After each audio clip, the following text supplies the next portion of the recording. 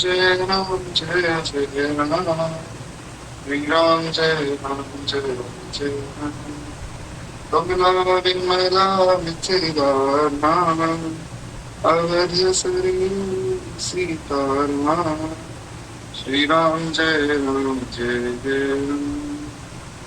जय जय श्यामा जय जय श्याम, जय जय श्री वृंदावन धाम, श्री राम जय जय राधे श्याम जय राधे श्याम, प्रिय भक्तवत्सल भगवान की जय।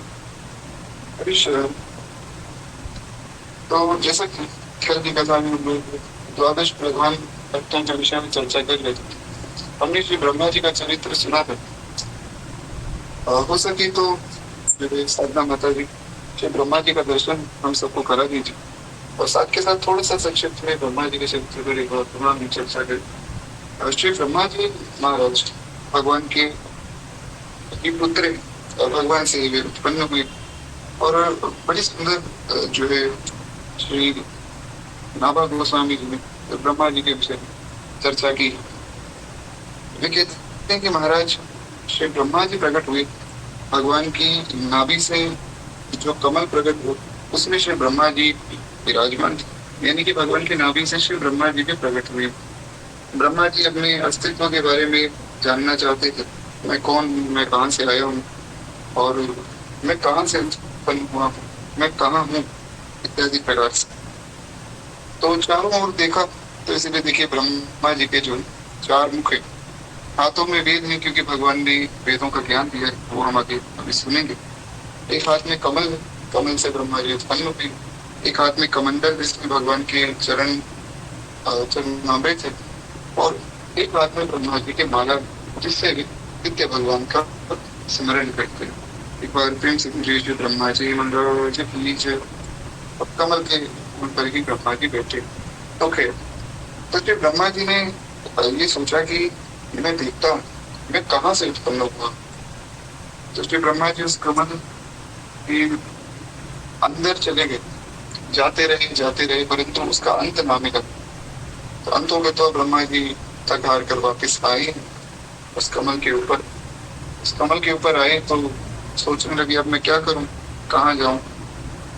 इतने में ही जो है भगवत प्रेरणा से उन्हें जो है प्रेरणा मिली कि तप करो, क्योंकि तप करने से आपको सब कुछ प्राप्त हो जाएगा।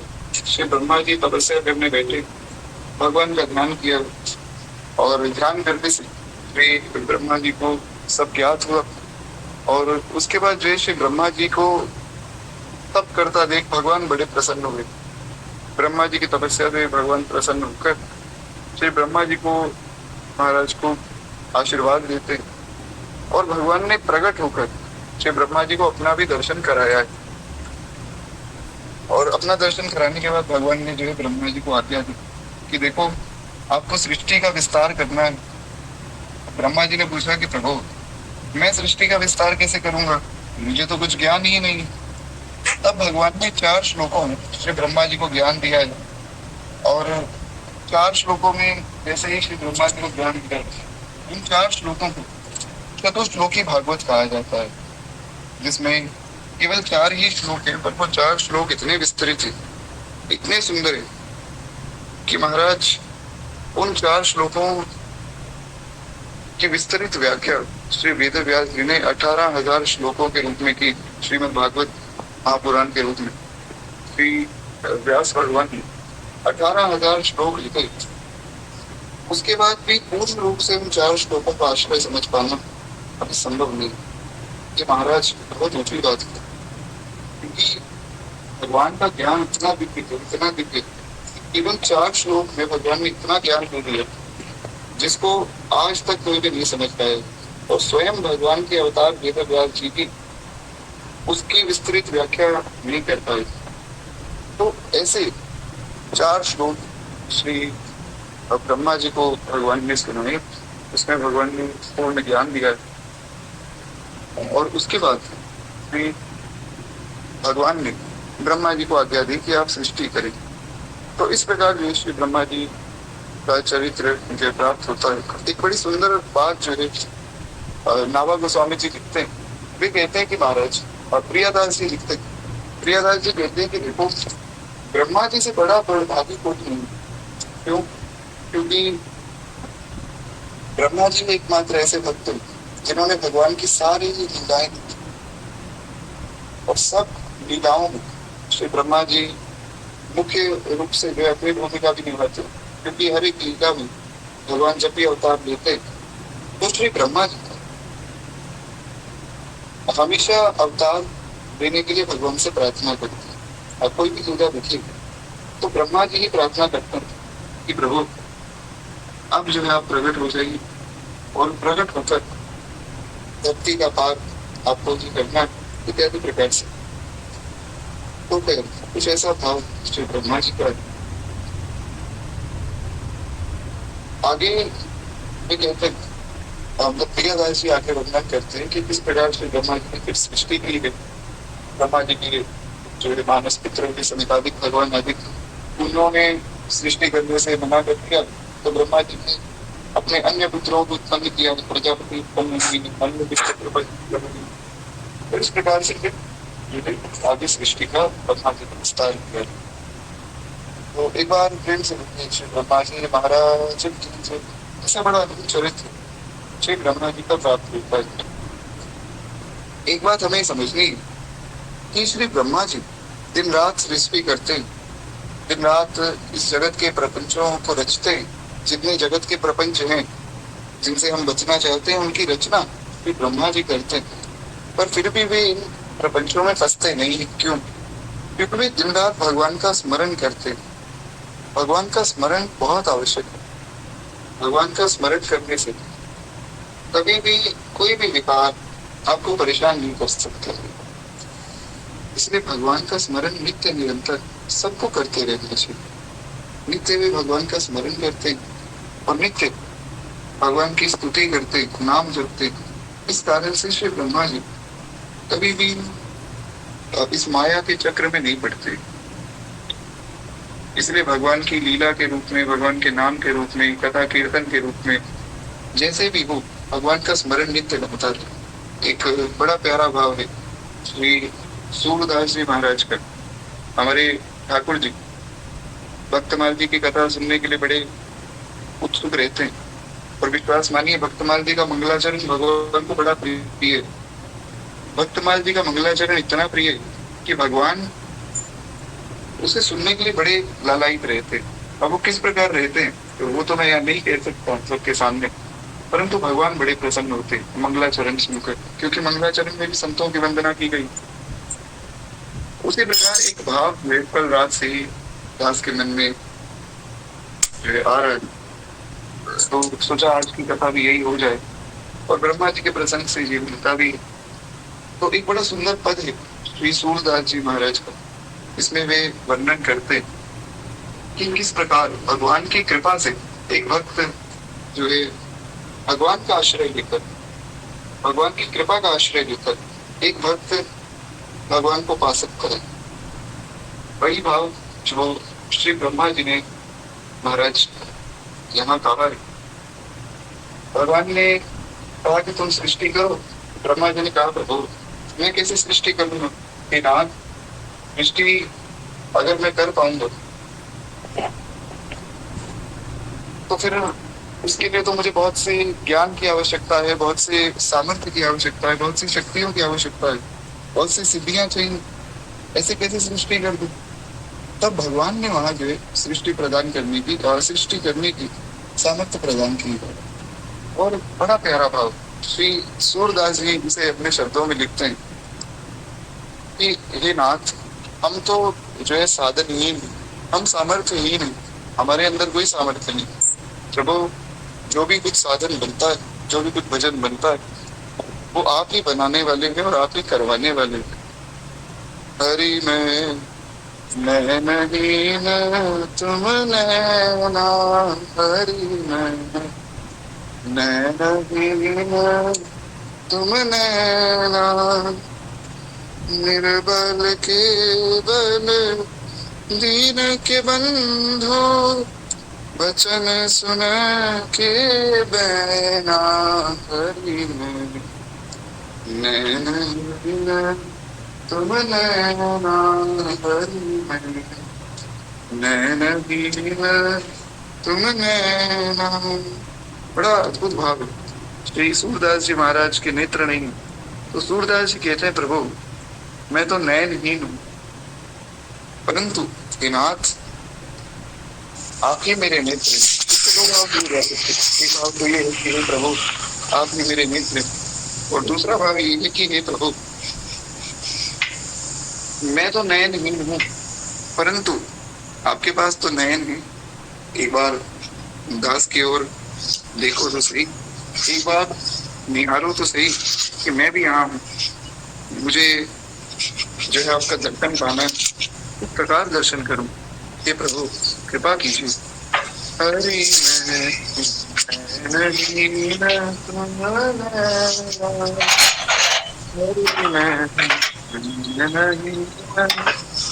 तुम नैना।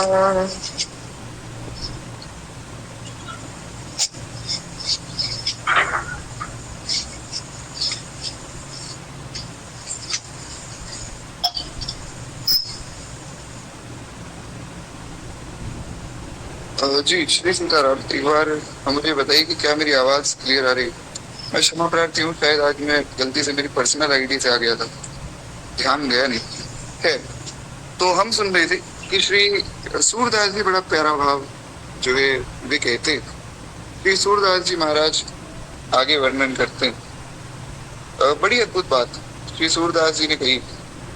सूरदास जी कहते हैं प्रभु आप तो निर्बल के बल हैं। सूरदास जी का एक और पद है जिसमें वे भगवान का जब वर्णन करते हैं तब भगवान को यही कहते हैं, सुनेरी मैंने निर्बल के बलराम, सुनेरी मैंने निर्बल के बलराम। ये बड़ा अद्भुत पद है, कभी समय मिलेगा तो इस पर भी चर्चा करेंगे। वे कहते हैं कि प्रभु मैं निर्बल हूँ, मेरे पास कोई बल नहीं, पर मैंने ये भी सुना है कि निर्बल के बलराम, निर्बल के बल तो आप हैं, ये प्रभु कृपा कीजिए। तो वही बात श्री सूरदास जी ने यहाँ कही कि आप निर्बल के बल हैं और दीनों के बंधु हैं, यानी कि मुझ जैसे जो दीन हैं उनके आप बंधु हैं। हे प्रभु मेरे वचनों को सुनिए, हे प्रभु कृपा कीजिए। आम अमरिया जौन डगरिया ले चालो मोहि जानो, तुम्हारी शरण में तुम्हारे चरण में अब मेरो ठोर ठिकानो। बहुत सुंदर भाव कहते प्रभु आप मेरी उंगली को थाम कर जहां ले जाना चाहें आप ले चलिए। एक वो भाव है ना, ले चल अपनी नागरिया, ले चल अपनी नागरिया, अवध बिहारी सांवरिया, हमें ले चल अपनी नागरिया, अवध बिहारी सांवरिया। यही भाव जो है हमारे ब्रज मंडल के संत गाते हैं, कन्हैया ले चल परली पार, कन्हैया ले चल परली पार, जहाँ विराजे राधा रानी, जहाँ विराजे महारानी, अलबेली सरकार सांवरिया ले चल परली पार।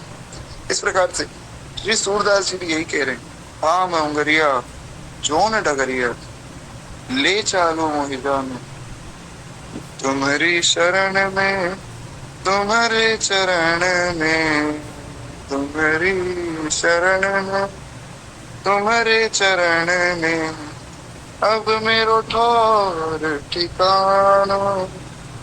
कहते हैं प्रभु अब तो बस आपकी शरण में रहना है, आपके चरणों में रहना है।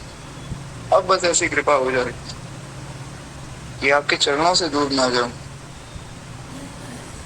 हरि तुम कि आंधे की लकुटिया, हरि तुम ही आंधे की लकुटिया, तुम ही जिया के चैना, हरि मैं नहीं ना तुम नैना, हरि मैं नहीं ना तुम नैना, प्रभु मैं नहीं ना तुम नैना। बड़ा प्यारा भाव है। कहते हैं नाथ, आप ही जो है मुझ अंधे की लकड़ी हो, हरि तुम ही आंधे की लकुटी है। हे हरि, मैं तो अंधा हूँ, बाहर से भी और अंदर से भी कुछ नहीं जानता हूँ प्रभु। हे नाथ, मैं सर्व साधन शून्य हूँ। हे नाथ, मैं सब ज्ञान से रहित हूँ। हे प्रभु, आप ही मेरा सहारा है। कितना अद्भुत भाव है श्री सूरदास जी का। हरि तुम ही आंधे की लकुटिया, और तुम ही जिया को चैना, हरि मैं नहीं न तुम नैना। कहते हैं प्रभु, हृदय का चैन भी आप है। श्री भरत जी ने जो बात कही, भरत जी ने कहा कि आपने दारुण दीनता सबिन कहूँ सिरनाय, देखे बिन रघुनाथ पद ये के चरण न जाए। कहते हैं अपनी दीनता सबको कहता हूँ, बिना रघुनाथ जी को देखे, मेरे भैया राम को देखे बिना मेरे हृदय की जलन नहीं जाएगी, क्योंकि हृदय के चैन भगवान। खैर, ऐसे अद्भुत श्री भगवान की एक बार प्रेम से बोलिए, भक्त वत्सल भगवान की जय, श्री सूरदास जी महाराज की जय। ऐसे अद्भुत भक्त और ऐसे अद्भुत भगवान। खैर, तो इस प्रकार जो है श्री ब्रह्मा जी की भी यही प्रार्थना है कि प्रभु आप कृपा कीजिए तो सृष्टि का विस्तार होगा। तो भगवान की कृपा से सृष्टि का विस्तार श्री ब्रह्मा जी करते हैं। आगे अब जो है श्री नारद जी का चरित्र प्राप्त होता है, लेकिन उससे पहले हम एक बार वो पद सुन ले जिसमें उन्होंने द्वादश महाभागवतों का स्मरण किया है। तो श्री नामक गोस्वामी जी वर्णन करते हैं, विधि नारद शंकर सनकादिक कपिल देव मनुभूत, नर हरिदास जनक विषम बलि सुख मुनि धर्म स्वरूप, अंतर्गत अनुचर हरि जो के, जो इनको यश गावे, आदि अंत लो मंगल तिनको, श्रोता वक्ता पावे। अजामिल प्रसंग यह, निर्णय परम धर्म को जान, इनकी कृपा और पुनि समझे, द्वादश भक्त प्रधान। तो इस प्रकार जो द्वादश महाभागवतों का वर्णन श्री नाभा गोस्वामी जी करते हैं। तो सबसे पहले विधि विधि यानी कि ब्रह्मा जी, उनका चरित्र हम सुन चुके। अब आगे विधि नारद नारद जी के विषय में हमें सुनना है। बहुत सुंदर जो श्री नारद जी महाराज का चरित्र है। श्री प्रियादास जी वर्णन करते कि प्रजापति ब्रह्मा जी की गोद से श्री नारद जी उत्पन्न हुए। जैसा कि मैंने आपको अभी सुनाया कथा की शुरुआत में कि ब्रह्मा जी के अनेक पुत्र हैं, जिसमें जो 10 प्रजापति हैं और नारद जी हैं, सनकादिक जी हैं, इत्यादि प्रकार से ब्रह्मा जी के बहुत से पुत्र हैं, और नारद जी भी श्री ब्रह्मा जी के ही पुत्र हैं। तो प्रियदास जी महाराज कहते हैं कि ब्रह्मा जी की गोद से श्री नारद जी उत्पन्न हुए। तो जब ब्रह्मा जी ने इन्हें भी सृष्टि विस्तार की आज्ञा दी, तो नारद जी ने यह कहकर कि अमृत से भी अधिक प्रिय श्री कृष्ण सेवा छोड़कर कौन मूर्ख जो है विषय नामक विष का भक्षण करेगा, यानी कि आस्वादन करेगा। सरल शब्दों में श्री ब्रह्मा जी ने जब सनकादिकों को कहा कि भैया तुम ऐसा करो, तुम सृष्टि का विस्तार करो, तो सनकादिकों ने कहा कि नहीं, हम तो भजन करेंगे। तो वे तो अपना हरि शरणम करते निकल गए। फिर नारद जी को उत्पन्न किया, नारद जी को कहा कि आप सृष्टि का विस्तार करो। तो नारद जी ने कहा कि देखिए, मैं तो कृष्ण सेवक हूँ, और भगवान श्री कृष्ण की सेवा को छोड़कर मैं अगर सृष्टि का विस्तार करूंगा तो फिर मैं मूर्ख कहलाया जाऊंगा। इतनी बढ़िया भगवान की सेवा छोड़कर ये विषय भोगों में पड़ गए। तो इसलिए मैं भी सृष्टि का विस्तार तो नहीं कर सकता हूँ, क्षमा चाहूंगा पिताजी। तो कहते हैं ब्रह्मा जी की आज्ञा का अनुचित उन्होंने दिखाया, ब्रह्मा जी की आज्ञा नहीं मानी और नारद जी की यह बात सुनकर ब्रह्मा जी रोष से आग बबूला हो गए और नारद जी को श्राप देते हुए बोले कि नारद, मेरे श्राप से तुम्हारे ज्ञान का लोप हो जाएगा, तुम 50 कामिनियों के पति बनोगे और उस समय तुम्हारी उपभ्रमण नामक प्रसिद्धि होगी। फिर जो है मेरे ही शाप से तुम दासी पुत्र बनोगे, पश्चात संत भगवान कृपा करेंगे, तब मेरे पुत्र रूप में पुनः प्रतिष्ठित होंगे। अब नारद जी के विषय में बहुत से डाउट सबके मन में रहते कि नारद जी दासी पुत्र थे, ब्रह्मा पुत्र कैसे हुए, अरे नारद जी ब्रह्मा जी के पुत्र थे, दासी पुत्र कैसे हुए। तो यहाँ जो है वो सब बातें स्पष्ट होती। हुआ क्या था कि नारद जी जब ब्रह्मा जी के पुत्र के रूप में उत्पन्न हुए तो ब्रह्मा जी ने कहा सृष्टि का विस्तार करो, नारद जी ने मना कर दिया। अब जैसे ही नारद जी ने मना किया तो ब्रह्मा जी ने देखा मेरी आज्ञा का उल्लंघन इन्होंने किया, तो ब्रह्मा जी ने श्राप दिया कि जाओ मेरे श्राप से पहले तो तुम एक गंधर्व बनोगे उपभ्रंश नाम से, और तुम जो है 50 कामिनियों के पति बनोगे, 50 स्त्रियों के पति बनोगे, और उसके बाद तुम जो है स्वर्ग लोक से नीचे गिर जाओगे मृत्यु लोक में, वहां तुम दासी पुत्र बनोगे। और ऐसा ही हुआ, भागवत जी आप उठाकर पढ़िए, श्री नारद जी दासी पुत्र बन गए। अब दासी पुत्र बने तो नारद जी ने कहा ये तो बड़ी गलत बात है, अरे मैं तो कृष्ण भजन के लिए जो है आपकी आज्ञा का उल्लंघन कर रहा था, तो अब आपने तो मुझे श्राप ही दे दिया। तो ब्रह्मा जी ने कहा कोई बात नहीं, मैंने क्रोध में ऐसा कह दिया, पर ठीक है,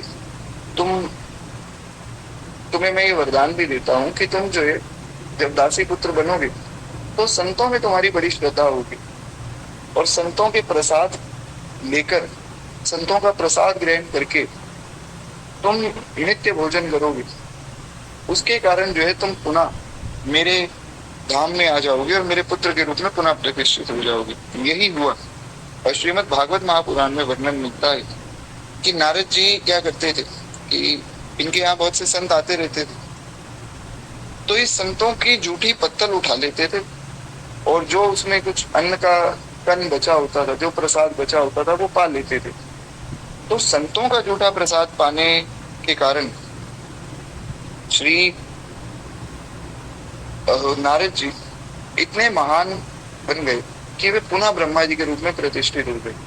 अब ये जो पूरी लीला थी, ब्रह्मा जी ने श्राप दे दिया, नारद जी दासी पुत्र बन गए, ये केवल इसलिए थी कि संतों के शीत प्रसाद की महिमा बताई जा सके।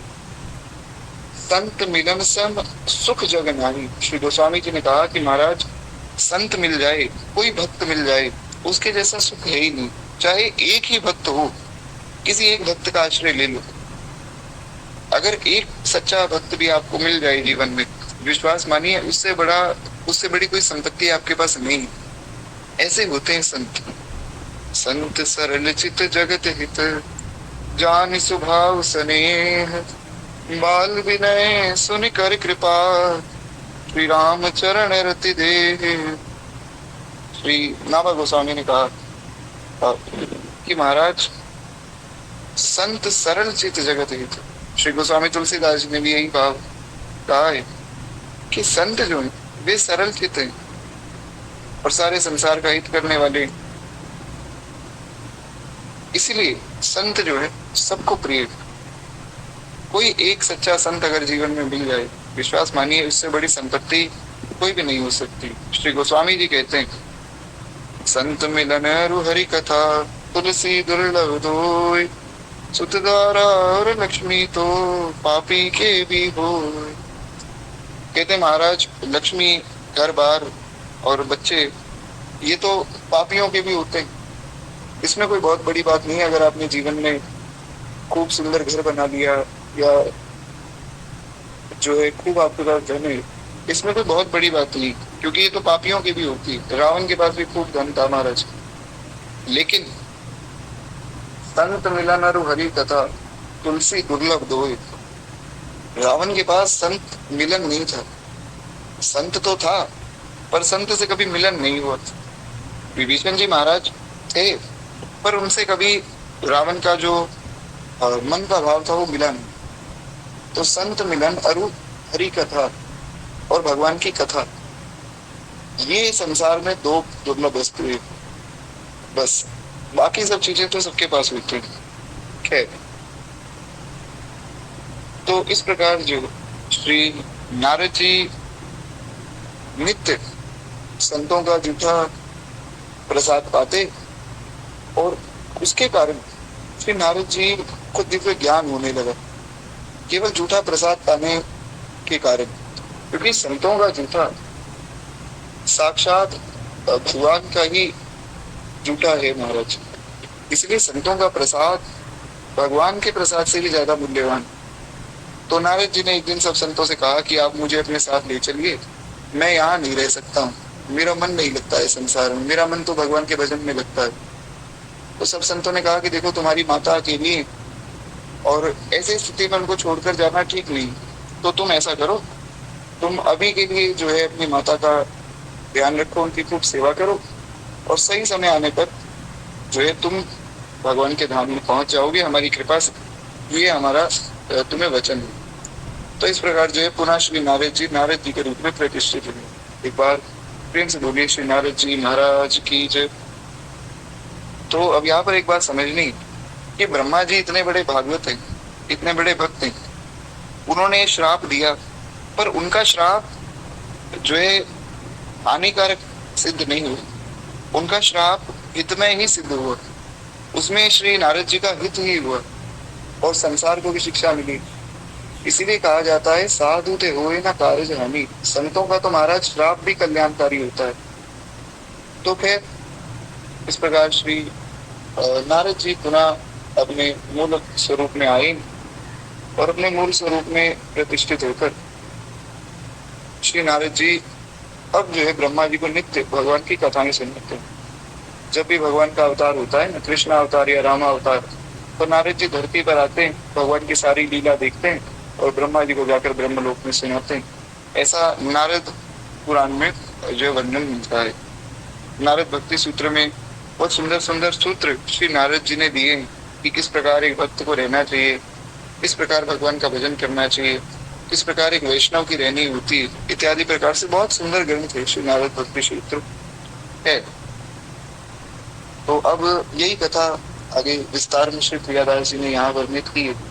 थोड़ा सा एक बार हम इसका सरल अर्थ सुने, क्योंकि कथा तो हम सुनी चुके हैं। श्री प्रियादास जी महाराज कहते कि महाराज इस प्रकार ब्रह्मा जी ने श्राप दिया, और ब्रह्मा जी के श्राप के कारण नारद जी आगे चलकर उपब्रह्म नामक गंधर्व हुए और चित्ररथ गंधर्व की 50 कन्याओं उन्हें पति रूप में वरण किया। और एक बार वे जो है पुष्कर क्षेत्र में ब्रह्मा जी के स्थान पर गए और वहां श्री हरि का यशोगान करने लगे। वहीं रंभा अप्सरा को नृत्य करते देखकर काम मोहित होने के कारण इनका वीर स्खलित हो गए, जिससे कुपित होकर ब्रह्मा जी ने उन्हें श्राप देते हुए कहा कि तुम गंधर्व के शरीर को त्याग कर शूद्र योनि को प्राप्त होगी। ये वही कथा है जो मैंने अभी आपको सुनाई। नारद जी पहले एक जो है गंधर्व बने। गंधर्व वे होते हैं जो देवताओं के लोक में जो है नाचना गाना ये सब जो कार्य हैं ये गंधर्वों के, तो भगवान की लीलाओं को गाना या इंद्र आदि देवताओं की महिमा को गाना ये सब गंधर्व करते हैं। तो नारद जी गंधर्व बन गए थे, जैसा कि ब्रह्मा जी का श्राप था। तो गंधर्व बने और उसके बाद जो है पुष्कर क्षेत्र में जहाँ ब्रह्मा जी का मंदिर है वहां भगवान की लीला गा रहे थे। पर इतने में अप्सरा आई उर्वशी नाम की, और उर्वशी को देखकर ये काम मोहित हो गए। तो ब्रह्मा जी ने श्राप दिया कि तुम भगवान की लीला गाते गाते काम मोहित कैसे हो सकते हो, जाओ मैं श्राप देता हूँ कि शूद्र योनि में चले जाओ। तो फिर जो है दासी पुत्र बने और श्राप सुनकर जो है उपब्रह्म ने तत्काल उस शरीर को योग क्रिया के द्वारा छोड़ दिया, और कालांतर में वे द्रुमिल गोप की पत्नी कलावती के गर्भ से उत्पन्न होकर दासी पुत्र कहलाए। और द्रुमिल गोप स्वर्ग सिधार जाने पर कलावती एक सदाचारी ब्राह्मण के घर सेवा करती हुई जीवन का यापन करने लगी। इनके पिताजी की मृत्यु हो गई तो इनकी माता के पास अब खाने के लिए अन्न नहीं है, तो उन्होंने सोचा कि चलो किसी ब्राह्मण की सेवा कर लेंगे, और इससे क्या होगा कि दो लाभ होंगे। पहली बात तो जो है ब्राह्मण की सेवा होगी, सबसे बड़ी बात तो ये। और दूसरी बात, हमें जो है ब्राह्मण कुछ ना कुछ भगवान का प्रसाद दे देंगे, और ब्राह्मण के घर रहकर सेवा करेंगे तो भगवान का प्रसाद पाने को मिलेगा। अन्य कोई व्यक्ति किसी के घर रहकर सेवा करेंगे तो पता नहीं भगवान का प्रसाद मिलेगा या क्या मिलेगा। इसलिए जो है ब्राह्मण के घर रहना चाहिए। पहले महाराज इतना विश्वास लोगों के हृदय में था अब ब्राह्मणों के प्रति। आजकल के तो ब्राह्मण ही रावण भक्त हैं। तो क्या कहा जाए ऐसे ब्राह्मणों के बारे में। अच्छा, एक प्रश्न जो है ऐसे ब्राह्मणों से अगर किया जाए कि भैया रावण की जो माता थी वे तो राक्षसी थी, तो रावण ब्राह्मण कैसे हो गया? तो वहां फिर जो है सब ब्राह्मण शांत हो जाते हैं। खैर, एक बार प्रेम से बोलिए भक्त वत्सल भगवान की जय। परंतु आज भी ऐसे पवित्र ब्राह्मण हैं जो वास्तव में भगवान की सेवा में लगे हुए और वास्तव में जगत के कल्याण का कार्य कर रहे हैं। तो ऐसे ब्राह्मणों को हमारा कोटि कोटि नमन, क्योंकि ब्राह्मण भगवान के लिए भी पूजनीय। खैर, कहते हैं कि महाराज इस प्रकार जो है ब्राह्मणों के घर में वे रहने लगी और खूब प्रेम से वहां सेवा करने लगी। उस समय अपना चरित्र बनाते हुए नारद जी ने व्यास जी से कहा कि मैंने जो है ब्राह्मण के घर चातुर्मास से बिताने के लिए संतों में निवास किया, यानी कि संत वहां आते थे और मैं उनके साथ रहता था, तो मैंने संतों में निवास किया। ब्राह्मण की आज्ञा से मैं माता समेत संतों की सेवा में लगा रहता था। अब ब्राह्मण है, ब्राह्मण के घर तो महाराज संत ही आएंगे, तो उन ब्राह्मण के घर बहुत से संत आते थे और वे ब्राह्मण जो है इनकी माता कलावती और नारद जी दोनों को आज्ञा देते कि भाई सेवा करो, संत आए हैं, चरण धोकर जो है सुंदर जो है वस्त्र से इनके चरण प्रक्षालन करो, उसके बाद संतों को बिठाओ, खूब सुंदर प्रेम से भोजन पवाओ, इस प्रकार से खूब सेवा करो संतों की। तो कहते हैं कि फिर मैं संतों का जूठा खा लेता था, जैसा मैंने अभी आपको सुनाया। उससे मेरे सब पाप दूर हो गए, हृदय मेरा शुद्ध हो गया, और जैसा भजन पूजन वे लोग करते वैसा ही मेरी रुचि हो गई। ये बहुत आवश्यक है। जैसा अन्न आप खाते वैसा ही आपका मन हो जाता है। इसलिए जो है हमारे यहाँ और वैष्णव लोगों को जूठा खाने से भी मना किया जाता है। ऐसे किसी भी व्यक्ति का जूठा नहीं खाना चाहिए। एक जो है बात फैली हुई, एक दिन एक रील आई तो महाराज उन्होंने पूछा, नाम तो नहीं लूंगा, हमारे ग्रुप में एक माता जी, उन्होंने कहा कि इस रील में तो बताया जा रहा है कि जूठा खाने से जो है प्रेम बढ़ता है। ऐसा कुछ भी नहीं।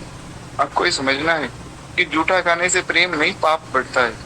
क्योंकि मान लीजिए मैं एक बहुत पापी व्यक्ति हूँ, खैर इसमें मानना क्या है वो तो है ही, तो मुझ जैसे किसी पापी व्यक्ति का जूठा कोई भजन करने वाला वैष्णव खा ले तो उसके चित्त की वृत्ति जो खराब हो जाएगी।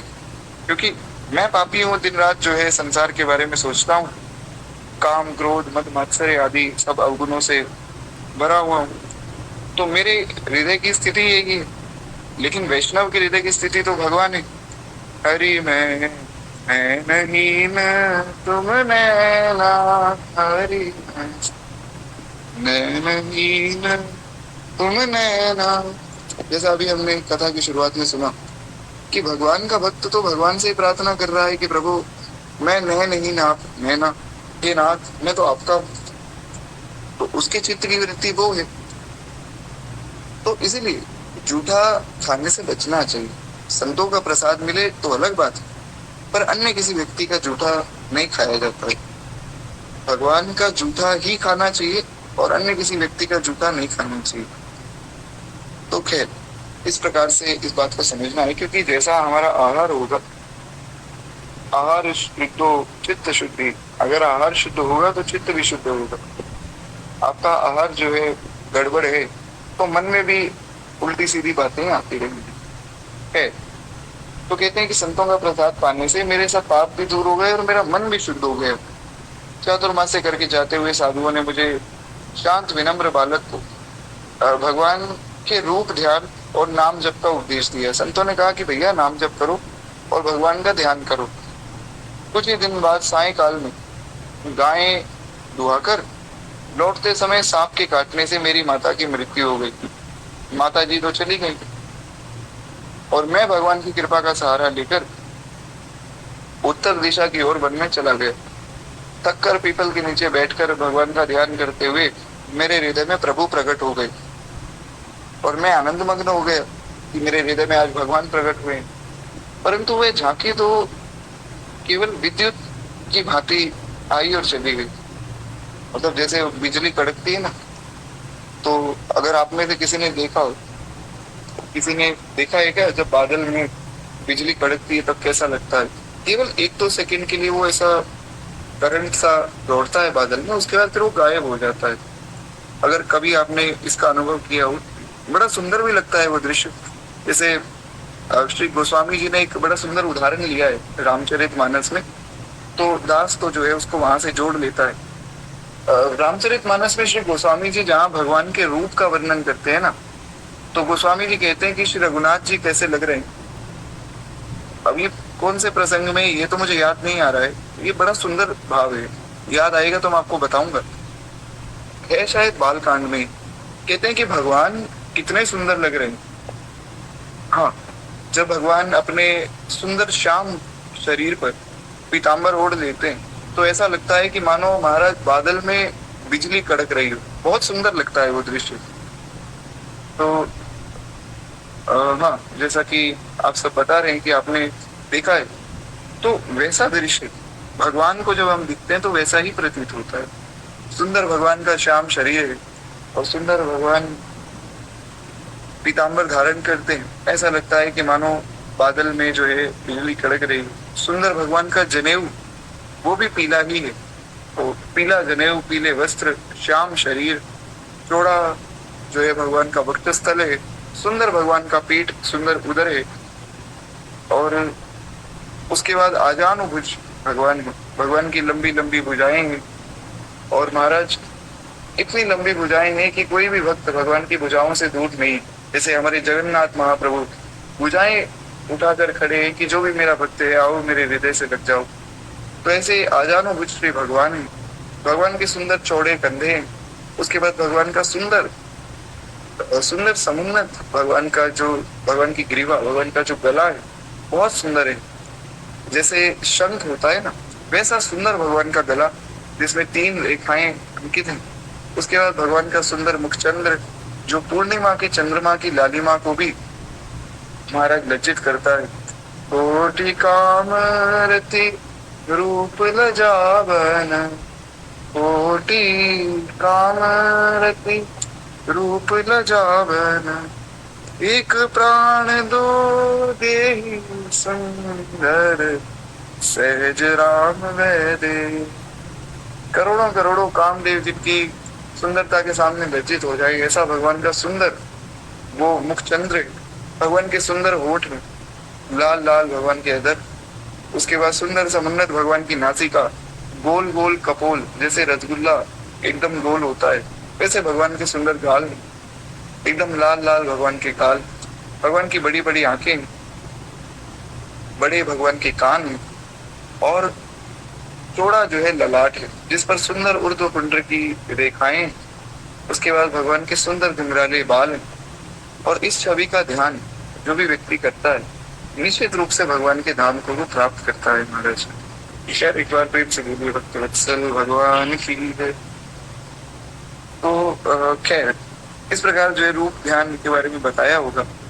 हमें जो भाव यहाँ सुनना था वो, हाँ, तो मैं ये बता रहा था कि महाराज श्री नारद जी जो भगवान के रूप का ध्यान कर रहे थे और ध्यान करते करते जो नारद जी ने देखा कि जैसे बिजली कड़कती है बस उतनी देर में भगवान आए और आकर उनके हृदय से चले भी गए। देखिए भगवान की कितनी कृपा है कि सुनते सुनते हमारा ध्यान भी बन गया, साथ के साथ कथा भी हो गई, नाम तो हमने कीर्तन सुन ही लिया, भगवान का ध्यान भी हो गया। और ये 3 ही कार्य कलयुग में करने होते है। तो एक बार प्रेम से बोलिए भक्त वत्सल भगवान की जय। कहते महाराज इस प्रकार श्री नारद जी बड़े व्याकुल हो गए कि अभी तो भगवान आए थे हृदय में, अब कहाँ चले गए। तो कहते हैं मैं बड़ा व्याकुल हो गया, और उस समय आकाशवाणी ने आश्वासन देते हुए बताया कि अब इस जन्म में तुम मुझे नहीं देख सकते हो। भगवान ने कहा कि देखो इस जन्म में तुम अब मुझे नहीं देख पाओगे, ये तो एक झांकी मैंने तुम्हें इसलिए दिखाई थी, कृपा करके इसलिए दिखाई कि इसके दर्शन से तुम्हारा चित्त जो है मुझ में लग जाए। बस केवल इसलिए जो है तुम्हें मैंने ये झांकी दिखाई है, अन्य कोई जो है इसका आशय नहीं। मेरा चित्त तुम में लग जावे इसलिए मैंने तुम्हें झांकी दिखा दी। भगवान ऐसी बहुत सी लीलाएं करते। बहुत से लोगों का ये प्रश्न रहता है कि पहले जो है खूब भजन साधन करते थे, अब जो है भजन बनता ही नहीं। ऐसा नहीं, आपको ये समझना है कि भजन तो तब बनेगा जब हमारा चित्त एकाग्र होगा। पहले शुरू शुरू में क्या है, इतना आनंद इसलिए आता था कि भगवान जो है आपको सैंपल दिखा रहे थे। जैसे इसका एक बड़ा सुंदर उदाहरण एक संत दिया करते थे। बोले कि जैसे मान लो आपको कुछ खरीदना है, एक उदाहरण लेते हैं, मान लीजिए क्रीम की उदाहरण लेते हैं, जो चेहरे पर लगाते हैं ना क्रीम, अब उसको क्रीम ही कहते हैं क्या कहते हैं, एक बार आप बता दीजिएगा। तो मान लीजिए किसी को कोई क्रीम खरीदनी है और मैं दुकानदार हूँ, तो कोई मेरे पास आएगा तो मैं उन्हें थोड़ा सा सैंपल दूंगा कि भैया आप जो लगाकर देखिए कैसा लगता है आपको। तो वो तो फ्री सैंपल है, वो उसने लगाया, उसके चेहरे की सुंदरता बढ़ गई, वो व्यक्ति बड़ा प्रसन्न हो गया। लेकिन अब जब उस क्रीम को खरीदने की बात आई तो वहां लगेगा धन, वहां पैसे लगेंगे। तो ऐसा ही है, ऐसा एक संत उदाहरण लेते थे कि बस बिल्कुल ऐसा ही समझना है कि भगवान भी पहले जो है आपको थोड़ा सैंपल देते हैं भजन का, कि ऐसा जो है मेरा भजन है। तो शुरू शुरू में नाम जपते हैं, खूब आनंद आता है महाराज। फिर धीरे धीरे जो है संसार में जैसे जैसे मन वापिस लगने लगता है तो वो आनंद कम होता जाता है। तो वहां फिर आपको पैसे देने पड़ेंगे, और धन तो केवल एक ही है, पायो जी मैंने राम रतन धन पायो, पायो जी मैंने नाम रतन धन पायो, वस्तु अमोलक दी मेरे सदगुरु। श्री मीराबाई कहते हैं जन्म जन्म बिसरायो, पायो जी मैंने राम रतन धन पायो। भगवान का नाम परम धन, राधा नाम आधार। तो श्री भगवान का नाम ही वास्तव में धन है। तो जैसे उस क्रीम को खरीदने के लिए आपको धन देना पड़ेगा, वैसे ही अब भगवान का दर्शन पाने के लिए आपको नाम जप करना पड़ेगा। नाम जपेंगे तो महाराज निश्चित रूप से दर्शन होगा। बस वही भाव यहाँ है। श्री भगवान ने पहले तो नारद जी को थोड़ा लालच दिया है, और उसके बाद भगवान जो है नारद जी वो अब कहते हैं कि अब तुम मेरा भजन करो, तो भजन करने से फिर मैं तुम्हें मिलूंगा।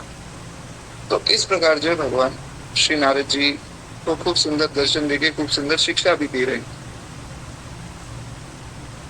खैर कहते हैं कि तब मैं दया में भगवान को प्रणाम करके उनके गुण गाते हुए पृथ्वी पर घूमने लगा।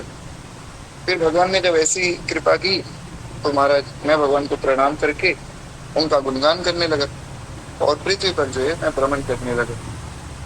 और समय आने पर मेरा वो शरीर छूट गया। तब दूसरे कल्प में मैं ब्रह्मा जी का पुत्र बना। यहाँ तक की कथा हमने अभी सुन ली थी, एक बार पुनः विस्तार करके हमने सुनी। तो यहाँ से जो है श्री नारद जी पुनः ब्रह्मा जी के पुत्र बने। अब ये सारी कथा जो है नारद जी व्यास भगवान को सुना रहे। व्यास जी जो है वो नारद जी के शिष्य हैं, तो इसलिए अपने शिष्य को सारी कथा नारद जी सुना रहे। वे कहते हैं व्यास जी इस प्रकार मैं ब्रह्मा जी का जो है पुत्र तो बन गया। और आगे कहते हैं व्यास जी अब तो मैं वीणा बजाकर प्रभु का गुणगान करता हूँ, तो बुलाए हुए की तरह भगवान मेरे चित्त में तुरंत प्रकट हो जाते हैं। जैसे मान लीजिए किसी व्यक्ति को बुलाया जाए, कोई बहुत आत्मीय हो और उस आत्मीय व्यक्ति को बुलाया जाए, आपका कोई बहुत खास मित्र हो या कोई ऐसा व्यक्ति जो आपका बहुत खास हो, जो आपके एक बार कहने पर आपके साथ आपके पास आकर वे विराजमान हो जाए, तो उसको जब आप बुलाएंगे वो तब तब आपके पास आएगा। बस उसी प्रकार नारद जी कहते हैं जब जब मैं भगवान को बुलाता हूँ तो वे मेरे हृदय में प्रकट हो जाते हैं। अब तो कोई चिंता है ही नहीं। तो जब जब साधक भगवान को बुलाता है, संभव है कि शुरू शुरू में भगवान ना आए, परंतु नाम जप करने से, कथा सत्संग से, संतों की सेवा से एक दिन जो है ऐसा आवेगा जब आप भगवान को बुलाएंगे, भगवान आपके चित्र में प्रकट हो जाएंगे। तब तो महाराज ऐसी स्थिति हो जाएगी कि गोपियां वे कह रहे हैं कि श्याम सुंदर हमारे हृदय से हटते ही नहीं, हमें कोई काम ही नहीं करने दे रहे। हम जैसे ही कोई काम करने बैठते हैं ये हमारे हृदय में आकर प्रकट हो जाते हैं, हमारा ध्यान सारा काम से हट जाता है। तब तो फिर ऐसी स्थिति हो जाएगी जित देखूं चित शाम नहीं। तो खैर एक दिन ऐसी स्थिति अवश्य आएगी, पर वो आएगी तब जब संत सदगुरु की कृपा होगी, जब नाम भगवान की कृपा होगी। तब तो महाराज खूब सुंदर स्थिति हो जाएगी। एक तरफ मीराबाई कह रही हरि दर्शन की प्यासी अखियां, हरि दर्शन की प्यासी, हरि दर्शन की प्यासी, देखो चाहे कमल नयन को, देखो चाहे कमल नयन को, नित दिन रहत उदासी अखियां, हरि दर्शन की प्यासी, हरि दर्शन की प्यासी। एक तरफ तो मीराबाई ने ये भाव कहा कि अखियां हरि दर्शन की प्यासी, ये जो मेरे नेत्र हैं भगवान का दर्शन करना चाहते हैं, और वही मीराबाई दूसरी तरफ कह रही माई मेरे श्याम लग्यो संग डोर, माई मेरे श्याम लग्यो संग डोर। वही मीराबाई दूसरी तरफ कह रही कि माई मेरे श्याम लग्यो संग डोर, ये श्याम सुंदर मेरे संग संग डोलते पीछे पीछे आ रहे महाराज, मैं क्या करूं, कहाँ जाऊं। तो यही भाव एक दिन ऐसा अवश्य आएगा जब महाराज आपको ध्यान करना नहीं पड़ेगा, स्वतः ही ध्यान बनता चला जाएगा, नाम जपना नहीं पड़ेगा, नाम अपने आप ही प्रकट हो जाएगा। फिर सोते जगते केवल भगवान का नाम ही चलेगा। पर उसके लिए अभी से महाराज खूब नाम जप शुरू करना पड़ेगा। तो कुछ इस प्रकार जब चित्त शुद्ध होता है तब भगवान चित्त में प्रकट हो जाते हैं। वही स्थिति नारद जी की, नारद जी कहते हैं कि प्रभु हे व्यास जी, पहले तो जो है भगवान बुलाने से भी नहीं आ रहे थे, और अब जो है जब भी बुलाता हूँ तुरंत भगवान प्रकट हो जाते हैं। बड़ी कृपा है श्री ठाकुर जी की। तो इस प्रकार जो है व्यास जी को वे बताते हैं। आगे कहते हैं नारद जी देवऋषि तथा वेदांत, योग, ज्योतिष, वैद्य, वैदिक, संगीत और भक्ति के मुख्य आचार्य। अब देखिए नारद जी को जैसा टीवी सीरियल आदि में दर्शाया जाता है वो बहुत गलत है, इसलिए आज की कथा में बहुत विस्तार में कह रहा हूँ, क्योंकि नारद जी महाराज परम भागवत परम भक्त हैं। ध्रुव जी, प्रहलाद जी, व्यास जी, वाल्मीकि जी आदि महाभागवतों के गुरु नारद जी, और उनको अगर इस प्रकार दर्शाया जाए बड़ी गलत बात है। कहते हैं नारद जी वेदांत के, योग के, ज्योतिष के, वैदिक क्रिया के, संगीत के और भक्ति के, इन सब के मुख्य आचार्य हैं। पृथ्वी पर भक्ति के प्रचार का श्रेय आपका ही है। और भक्ति देवी तथा ज्ञान वैराग्य के कष्ट को दूर करते हुए वृंदावन में आपने प्रतिज्ञा की थी कि हे भक्ति देवी, कलयुग के समान दूसरा कोई युग नहीं, अतः कलयुग में दूसरे धर्मों का तिरस्कार करके और भक्ति विषयक महोत्सवों को आगे करके जन जन और घर घर में तुम्हारी स्थापना करूं तो मैं हरिदास कहलाऊंगा, वरना मैं हरिदास नहीं कहलाऊं। जो नारद जी का आश्रय ले लेता है, नारद जी ने वचन दिया है कि ये मेरी प्रतिज्ञा है, कलयुग में हर एक व्यक्ति तक मैं तुम्हारा प्रचार करूंगा, लेकिन उसके लिए नारद जी का आश्रय लेना पड़ेगा ना महाराज। तो इसीलिए नारद जी का आश्रय ले लीजिए। नारद जी जैसा कह रहे हैं वैसा कीजिए, निश्चित रूप से भक्ति प्राप्त होगी। नारद जी ने वचन दिया, क्योंकि कलयुग के समान कोई युग है ही नहीं। कलयुग इतना सुंदर युग है कि बाकी युगों में क्या होता था।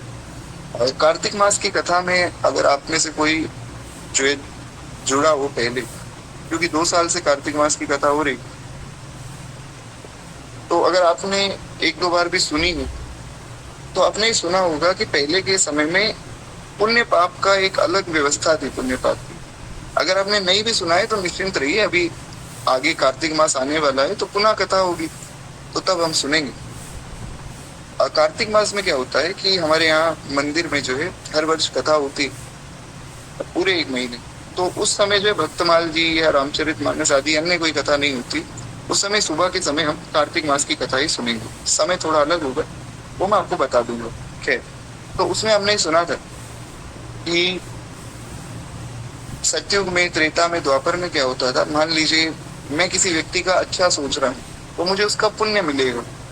मान लीजिए मैंने सोचा कि भगवान करे जितने लोग यहाँ कथा में विराजमान है सब जो है खूब भजन में लग जाएं, खूब जो है सब नाम जप करने लग जाएं, खूब सबके मुख से, जीवा से नाम प्रकट हो जाए और खूब जो है कथा में आप सबकी प्रीति हो जाए। ऐसा मैंने सोचा तो मुझे उसका पुण्य मिलेगा। और यही अगर मैं किसी का बुरा सोचूं कि अमुक व्यक्ति का जो है अहित हो जाए, अब हम क्यों किसी का बुरा सोचें, तो एक एग्जाम्पल के लिए कि अमुक व्यक्ति का बुरा हो जाए तो उसका पाप भी मुझे लगेगा। तो जो मैं मन में सोच रहा हूँ उसका पाप और पुण्य भी लगेगा। इसलिए जो है बहुत शुद्ध विचारों को रखना पड़ता है। कलयुग में ऐसा नहीं है। कलयुग में जो है अगर मैं किसी का बुरा सोचता हूँ तो उसका पाप नहीं लगेगा। हाँ, मैं किसी का बुरा करता हूँ तो पाप लगेगा, लेकिन अगर मैं किसी का अच्छा सोच रहा हूँ तो उसका भी पुण्य मिलेगा। ये कलयुग की महानता है। इसलिए महाराज सबका अच्छा सोचिए, ये भाव करके सोच लीजिए कि आपको पुण्य मिलेगा। क्यों किसी का बुरा सोचना है। खैर, तो कलयुग बड़ा अच्छा युग है। इसमें केवल भगवान का नाम ही व्यक्ति को भवसागर से पार ले जाता है। केवल भगवान की कथा सुने, नाम जप करें, इतने में कल्याण हो गया। और किसी एक भक्त का आश्रय ले लें, बस उस भक्त के चरणों में खुद को निवेदन करके खूब प्रेम से जो उनकी बातों को मानिए। है तो कहते हैं इस प्रकार श्री नारद जी ने वचन दिया है। स्वयं भक्ति ने उनकी प्रशंसा करते हुए कहा कि हे ब्रह्मपुत्र, तुम्हें नमस्कार है। तुम्हारे एक ही बार में उपदेश से प्रहलाद ने माया पर विजय पाई, ध्रुव ने जो है ध्रुव पद प्राप्त किया है। जयति जगति मायाम यस्य कायाधवस्ते वचन जनमेकम केवलम चावलत्ते ध्रुवपदमति यतो इत्कृतपातो ध्रुवोऽयं सकल कुशल पात्रम ब्रह्मपुत्रम नतास्मि। इस प्रकार जो है श्री नारद जी की स्तुति वहां पर भक्ति देवी ने की है इस श्लोक के माध्यम से। भागवत जी का श्लोक है। एक बार प्रेम से बोलिए श्री नारद जी महाराज की जय। तो इस प्रकार जो है श्री नारद जी की स्तुति भक्ति महारानी करती है। आगे जो है श्री शंकर जी का चरित्र प्राप्त होता है। और शंकर जी के चरित्र के बारे में सुनने से पहले खैर छोड़िए, मैं आपको जो एक ग्रुप में भेज दूंगा। यहाँ पर क्या है, भगवान शिव के चरित्र के बाद जो अभी हमने 12 महाभागवतों का वर्णन सुना है, मतलब जिनका नाम सुना है, वर्णन तो अभी सुनेंगे, तो इनमें से सनकादिक भगवान आदि इन सबका जो है दर्शन यहाँ कराया गया है। और भगवान की जो 24 अवतार है इनका भी दर्शन कराया गया है। तो ये 2 छवियां हैं, ये मैं आपको जो है ग्रुप में भेज दूंगा। बड़ी सुंदर छवियां यहाँ बनाई हुई। बस दिक्कत ये है कि थोड़ी ब्लैक एंड व्हाइट में, तो मैं अच्छे से जो है कि एक फोटो लेकर ग्रुप्स में भेज दूंगा, आप सब वहाँ प्रेम से दर्शन कर सकते हैं। अभी हम थोड़ा शंकर भगवान के चरित्र पर चर्चा करें। जितनी चर्चा होगी उतना ठीक, आगे फिर बाकी कल करेंगे। खैर, एक बार प्रेम से बोलिए श्री शंकर भगवान की जय। एक मेरी छोटी सी विनती कि साधना माता जी एक बार सबको जो है श्री नारद जी का दर्शन अवश्य करा दीजिए। तो शंकर भगवान तो महाराज परम भागवत महाभागवत है। हाँ देखिए, नारद जी का यहाँ आप सब दर्शन कीजिए। नारद जी के एक हाथ में वीणा है और एक हाथ से जो है श्री नारद जी कीर्तन करते चल रहे हैं। वीणा बहुत सुंदर बजाते हैं नारद जी, और वीणा में ही भगवान का नाम श्री नारद जी गाते हैं। श्रीमन नारायण नारायण नारायण, इस प्रकार जो कीर्तन है वो इस वीणा पे नारद जी करते हैं। सुंदर एक साधुशाही नारद जी की वेशभूषा है। सुंदर नारद जी के घुंघराले बाल हैं जैसे भगवान के। और श्री नारद जी का जो वर्ण है वो गौर वर्ण है, बड़े सुंदर है श्री नारद जी। मस्तक पर सुंदर वैष्णव तिलक है, गले में तुलसी की माला है, और जनेऊ आदि धारण करके नारद जी का बड़ा सुंदर स्वरूप। खैर, एक बार प्रेम से बोलिए श्री नारद जी महाराज की जय। तो इस प्रकार श्री नारद जी का चरित्र पूर्ण होता है। भगवान शंकर का चरित्र सुनने से पहले क्यों ना भगवान शंकर के लिए जो गोस्वामी जी ने पद लिखे विनय पत्रिका में, उसमें से एक पद हम सुन लें। क्योंकि देखिए, आज वैसे भी शंकर जी का चरित्र तो पूर्ण होगा नहीं, इससे अच्छा है कि मैं आपको एक दो सुंदर पद सुना देता हूँ। इसमें बड़ी सुंदर लीलाएं जो गोस्वामी जी ने लिखी। तो शंकर जी का चरित्र जो है हम कल शुरू कर लेंगे। तो एक बार प्रेम से बोलिए श्री गोस्वामी तुलसीदास जी महाराज की जय। गोस्वामी जी ने बहुत सुंदर जो है वर्णन श्री विनय पत्रिका में किया है। सबकी स्तुति की, बहुत सुंदर स्तुति की। और उसमें जो है श्री गणेश जी की वंदना करते हैं। गाइए गणपति जगवंदन, शंकर सुवन भवानी नंदन। इस प्रकार से ये पद जो है उन्होंने कहा है। और ये पद तो महाराज इतना फेमस है कि कहीं भी गणेश पूजन होता है तो इसी पद का स्मरण किया जाता है।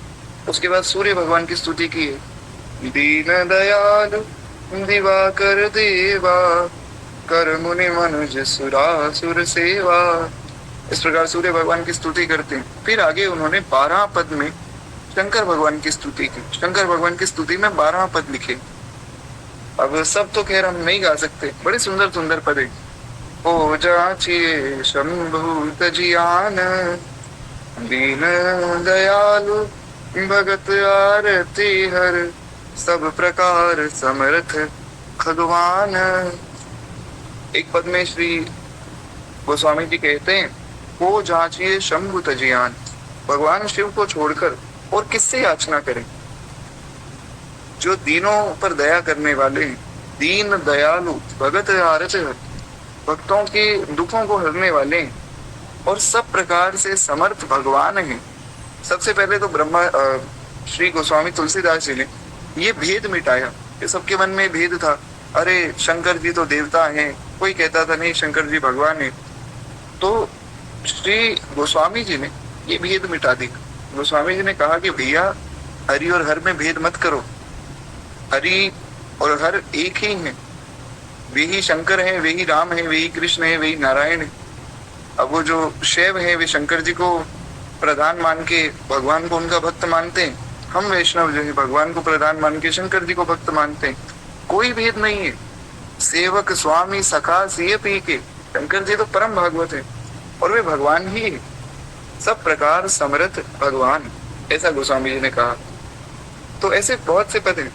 अगले पद में कहते हैं, दानी कहूँ शंकर समनाही, दीन दयालु देवोई भावे, जाचक सदा सुहानी दानी, कहूँ शंकर समनाही दानी। बहुत सुंदर भाव। कहते महाराज, संसार में शंकर जी जैसा दानी कौन होगा, और वास्तव में कौन होगा ऐसा शंकर जी जैसा दानी जो अपने आप को ही भक्त के चरणों में न्यौछावर कर देते। एक बार महाराज इस वे शंकर जी के मंदिर में चोरी करने के लिए गया। रात का समय था, अंधेरा था, कुछ दिखा नहीं। तो उसने देखा कि सुंदर जो जल धारा जिससे भगवान शंकर में जल चढ़ाया जाता है, तो जल धारा चमक रही थी और उसके ऊपर जो एक सुंदर घंटी थी। तो उसने सोचा कि सोने की घंटी होगी, ये उतार कर ले जाता हूँ। तो वो सोने की घंटी उतारने लगा, पर वो सोने की घंटी उतरी नहीं, क्योंकि बहुत ऊंची। तो उसने शिवलिंग पर ही पांव रख दिया। रात का समय था, नहीं पता लगा। तो जैसे ही शिवलिंग पर पांव रखा, महाराज शंकर जी प्रकट हो गए। शंकर जी ने कहा मांगो भैया मांगो, क्या मांगना चाहते हो। वो डर गए, उसे लगा कि कोई आ गया, किसी ने देख लिया। तो उसने कहा कि आप कौन। बोले मैं शिव हूँ, जिसके ऊपर तुमने अपने आप को समर्पित किया है, तुम मांगो क्या मांगते हो। उस चोर ने कहा कि साक्षात भगवान मेरे सामने प्रकट हो गए। उसने कहा कि प्रभु, मैं तो चोरी करने आया था, मैं आपके ऊपर समर्पित होने नहीं आया था, माफी चाहता हूँ। भगवान शंकर ने कहा वो जो भी हो, तुम लोग मेरे ऊपर बेलपत्र चढ़ाते हैं, कोई धतूरा चढ़ाता है, कोई फल चढ़ाता है, तुमने अपने आप को ही चढ़ा दिया, मैं तुमसे बहुत प्रसन्न हूँ। तो तुम जो मांगना चाहते हो तुम मांगो। तो उसको महाराज खूब रंग से राजा बना दिया। तो ऐसे भोले हैं श्री शंकर जी। एक बार प्रेम से बोलिए भूत भावन भोलेनाथ भगवान की जय। वही बात श्री गोस्वामी जी ने कही कि दानी कहूँ शंकर समनान। शंकर जी जैसा दानी तो कहीं भी नहीं हो सकता है। अरे दीन दयाल देवोई भावे। कहते हैं सदैव जो है इसके मन में देने का भाव रहता है, और जाचक सदा सुहाई, ये सबसे ऊंची बात है। कभी भी किसी व्यक्ति के घर में कोई कुछ मांगने आता है, तो मान लीजिए उस व्यक्ति ने एक बार दे दिया, दूसरी बार वो व्यक्ति फिर आया तो दूसरी बार भी दे दिया। तो एक समय ऐसा आएगा जब 2-3 बार देने के बाद सबके मन में ही ये भाव आ जाता है। आपके मन में भी क्या पता ये भाव आ जाए कि बस भैया कितना मांगोगे, 3 बार तो ले गए, 4 बार तो ले गए। लेकिन शंकर जी के मन में ऐसा भाव नहीं आता। देवता भी आगा जाते हैं। बहुत ज्यादा अगर कोई देवताओं से कुछ मांगता रहे ना बारंबार, तो देवता भी परेशान हो जाते हैं कि ये व्यक्ति कितना मांग रहा है। पर शंकर जी नहीं परेशान होते। शंकर जी कहते हैं बार बार आओ और बार बार मांगो, जाचक सदा सुहाई। ये श्री शंकर जी की विशेषता है। तो इस प्रकार जो है गोस्वामी जी ने बहुत सुंदर सुंदर जो है 12 पद लिखे। उसमें से एक पद जो दास को बड़ा प्रिय, वो हम यहाँ सुनते हैं। ये बड़ी सुंदर एक लीला है। एक बार की बात है, श्री ब्रह्मा जी जो है दौड़ कर आए हैं और माँ पार्वती से उन्होंने शिकायत की। माँ पार्वती को ब्रह्मा जी कहते हैं बावरो रावरो ना भवा, बावरो रावरो ना भवा, दानी बड़ो दिन देत दये बिनु, वेद बड़ाई भानी बार, रावरो नाम भवानी। ब्रह्मा जी आए भागकर, माँ पार्वती के चरणों में प्रणाम किया। माता ने कहा कि अरे ब्रह्मा जी घबराए हुए लग रहे हो, क्या बात हो गई। ब्रह्मा जी ने कहा कि माँ मैं बहुत परेशान हो गया, मुझे बहुत तंग कर लिया इन्होंने। माँ पार्वती ने कहा अरे आपको किसने तंग कर दिया, नाम बताओ, अभी सीधा कर देंगे। तो ब्रह्मा जी ने कहा कि जो आपके पति देव है ना, इन्होंने बहुत तंग किया हुआ है। तो माँ पार्वती ने कहा कैसी बात कर रहे हैं, अरे ये तो बेचारे भोले भाले हैं, अपना राम राम करते रहते, ना किसी को कुछ कहते, ना किसी से कुछ मांगते, ना किसी से कुछ मतलब रखते। ये आपको कैसे परेशान करेंगे और क्यों परेशान करेंगे भैया। बोले कि नहीं माँ आप जानती नहीं, बावरो रावरो नाग भवन। ब्रह्मा जी ने कहा कि पागल है शिव जी, आपके पतिदेव जो है पागल है। अब यहाँ पर ये समझ क्या है कि ऐसा लग रहा है कि शायद ब्रह्मा जी जो है भगवान की निंदा कर रहे हैं, पर ऐसा है नहीं। ब्रह्मा जी भगवान की निंदा नहीं कर रहे हैं, भगवान को पागल नहीं कह रहे, वास्तव में उनकी स्तुति कर रहे हैं। थोड़ा एक व्यंग करने के रूप में स्तुति, जैसे किसी की कई बार प्रशंसा करनी होती है। जैसे मान लीजिए कभी कहना हो कि बड़े उच्च कोटि के भक्त थे, तो हम इस प्रकार कह देते कि महाराज देखो बड़े दीन बनते हैं, पर वास्तव में तो ये बहुत ऊंचे भक्त हैं। तो इसका ये अर्थ नहीं कि हमने उनका अपमान कर दिया कि बड़े दीन बनते हैं ऐसा कहकर, ऐसा नहीं। ये समझना है यहाँ ब्रह्मा जी ने जो कहा कि आपके पतिदेव जो शंकर जी हैं वो पागल हैं, इसका ये अर्थ नहीं कि वो ब्रह्मा जी उनका अपमान कर रहे हैं। ब्रह्मा जी किस भाव में कह रहे हैं वो आगे स्पष्ट किया गोस्वामी जी। वे कहते हैं दानी बड़ो दिन देत दये बिनु, वेद बड़ा ही हानि। माँ पार्वती ने कहा ब्रह्मा जी कैसी बात कर रहे हो, अरे आप ऐसा क्यों कहते हो इनके बारे में। कहते हैं इतने बड़े दानी, इतने बड़े दानी कि जो भी इनकी शरण में आता है उसको महाराज सब कुछ दे देते हैं। अरे सब कुछ दे देते हैं तो ठीक है, अपने आप को लुटा देते हैं। इतना बड़ा दानी कौन होता है? पागल हो गए हैं दान कर करके, इनको संभालो। माँ पार्वती ने कहा ये तो अच्छी बात है। अरे भैया, कोई किसी को दान दे रहा है, कोई किसी को वरदान दे रहा है, आपका क्या जा रहा है?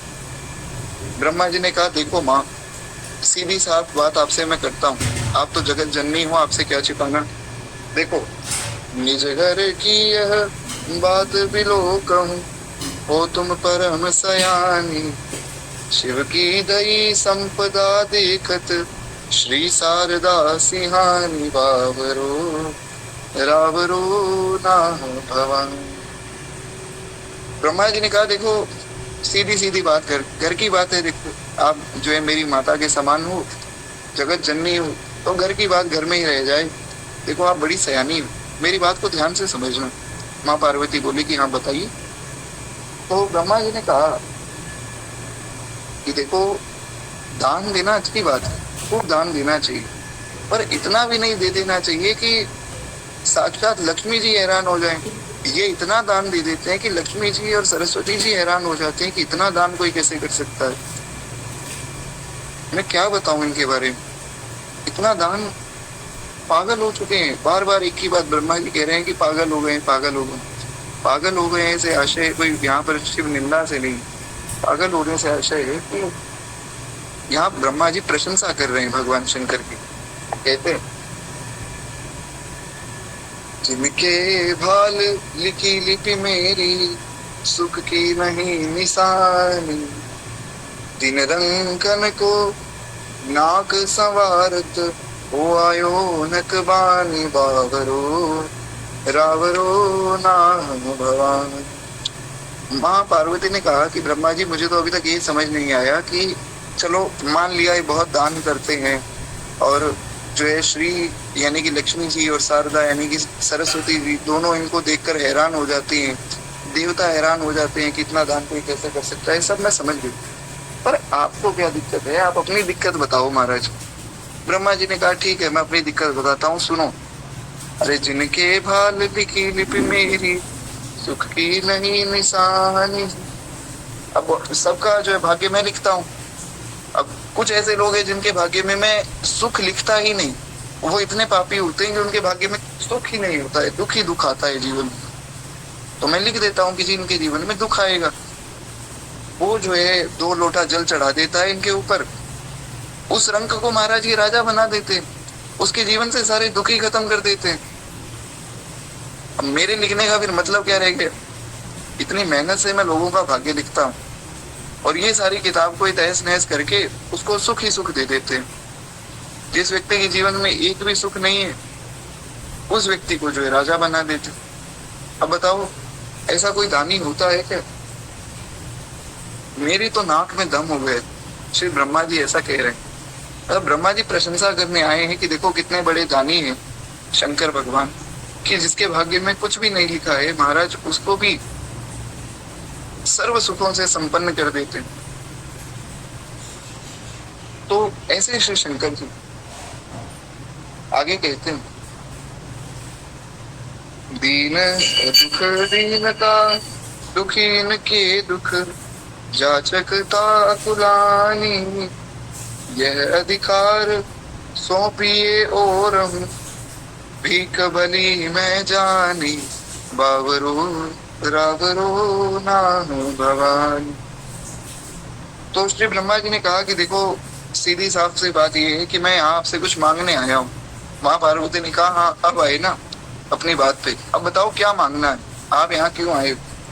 ब्रह्मा जी ने कहा देखो, मैं इतने मुश्किल से भाग्य लिखता हूँ माँ, ये सबका भाग्य बदल देते हैं, तो फिर मेरे भाग्य लिखने का मतलब क्या रह गया? मैं इतनी मेहनत करूं, क्यों करूं? मेरी सारी मेहनत तो व्यर्थ जा रही। तो सीधी बात ये है कि आप ऐसा करो,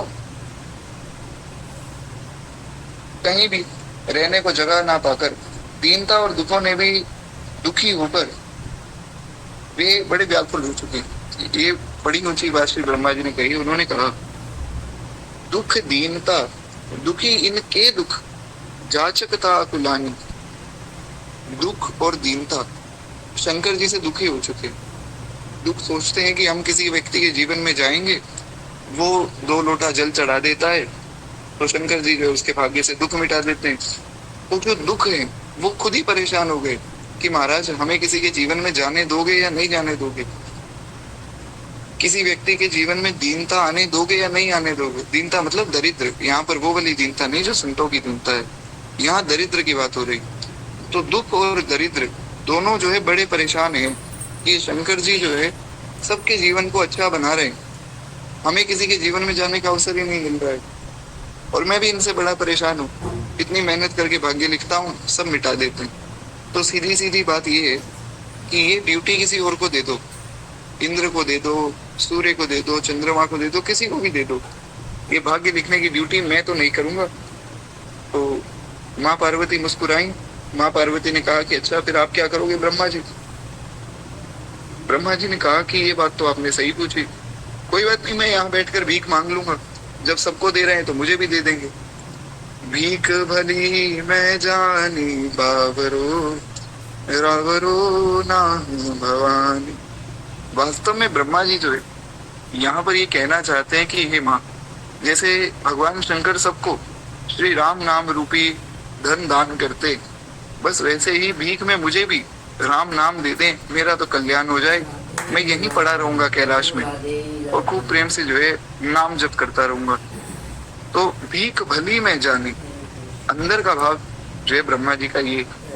तो ब्रह्मा जी की बातें सुनकर शंकर जी और माँ पार्वती दोनों ही खूब मुस्कुराई।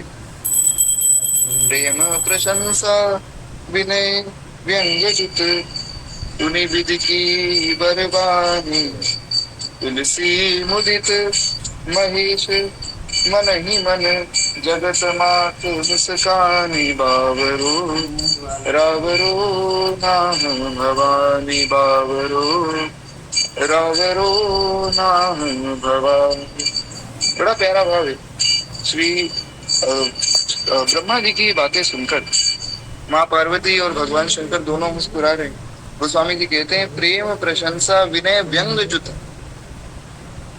इस प्रकार ब्रह्मा जी प्रेम प्रशंसा विनय और व्यंग से भरी हुई ये सुंदर वाणी कह रहे हैं। इसमें कोई जो है अपमान नहीं, इसमें जो है प्रेम है, प्रशंसा है, विनय है यानी कि ब्रह्मा जी की प्रार्थना है, और व्यंग है, एक व्यंगात्मक ढंग से उन्होंने कही। ऐसा लग रहा है कि निंदा कर रहे हैं पर ऐसा है नहीं।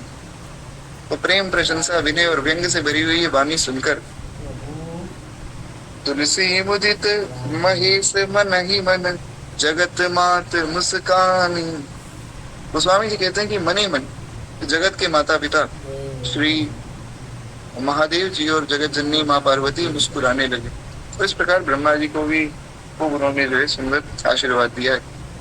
तो एक बार प्रेम से बोलिए श्री ब्रह्मा जी महाराज की जय। इस प्रकार बड़ी सुंदर श्री ब्रह्मा जी ने स्तुति की और भगवान शंकर की प्रशंसा इस प्रकार भी करते हैं। तो ऐसे ही जो है 12 पद गोस्वामी जी ने लिखे। शिव शिव होई प्रसन्न करुदाया, करुणा में उदार कीर्ति, बलि जाऊं हरहु निज माया, शिव शिव होई प्रसन्न करुदाया। तो इस प्रकार जो बड़ी सुंदर स्तुति श्री गोस्वामी जी करते हैं। एक बार प्रेम से बोलिए भूत भावन भोलेनाथ भगवान। तो बाकी जो है शंकर जी का चरित्र हम कल शुरू करेंगे और प्रयास करेंगे कि कुछ 1-2 पद अगर और हो सके तो कल की कथा में हम वो भी सुनेंगे। आज वाणी को विश्राम देते हुए केवल 2 मिनट प्रेम से हम भक्त मनोज की आरती करें। एक बार प्रेम से बोलिए भक्त वत्सल भगवान की जय। इस धन्य नामा भारती की आरती आरत हर, इस धन्य नाभा